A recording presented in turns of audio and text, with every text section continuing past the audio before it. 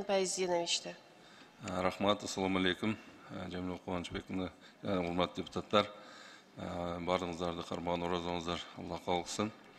Құрметті Алмазжан Ахымжанович, мен де Араван районында көкөйлерімнен кішіне мұрдада айтылған, бірақ қайталап кеткім келіп жатады.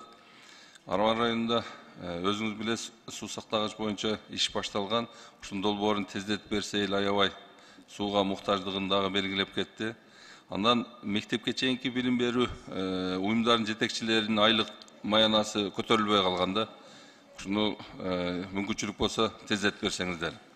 Анан биздин Араван районунда Тепе-Коргон айылы менен Уйгур-Абад айылы Араван Ноокат жолу бар. Былтыр кирди дедиле, ушул калып калды эле.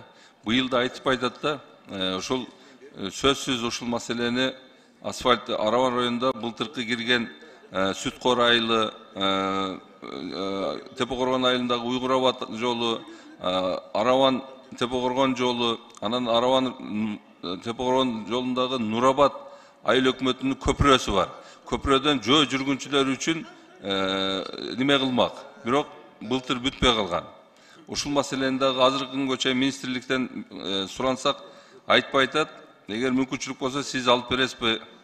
Андан сырткары Кызылкыштак айыл өкмөтүндө жол боюнча былтыр Табалды Капырыч менен барып көрүп, Анжиян көчөсүндө 1 километр 200 жана башка көчөлөрдүн баарын көргөн элек, буйруса болот эле, бир себептер менен болбой калды. Бирок быйылкы жылда ушул жолдорду бүтүрүп беришиңиздерди суранабыз. Андан сырткары трансформация боюнча Араван районунда дагы кичине көйгөйлөр бар. Чекабат айылында 16 гектар жердин трансформациясы кичине бүдөмүк болуп атат. Нурабад айыл өкмөтүндө 13 гектар. Андан сырткары ушул маселелерди бир тезирээк чечилип беришине көмөк көрсөтөбүз деген ойдомун.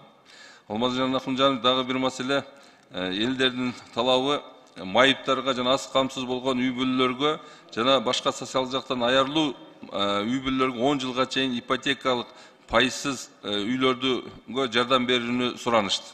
Себеби өзүңүз билесиз, азыркы убакта алардын акыбалы ушул үй курганга мүмкүнчүлүк жок.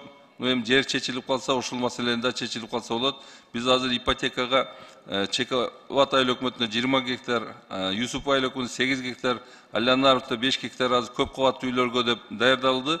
Айланаровдо башталган атат. Ушул маселеде пайызсыз ипотекага урмат президентибиз өзү айткандай 10 жылга чейин болуп калса жакшы болот эле. Анан Алмазжан Ахымжанов дагы айта кетчү нерсе, бизде азыр Кермет айыл өкмөтүндө таза сууну тездетип берсе, мына ушул айда долбоору бүтүп калса, ушул жагын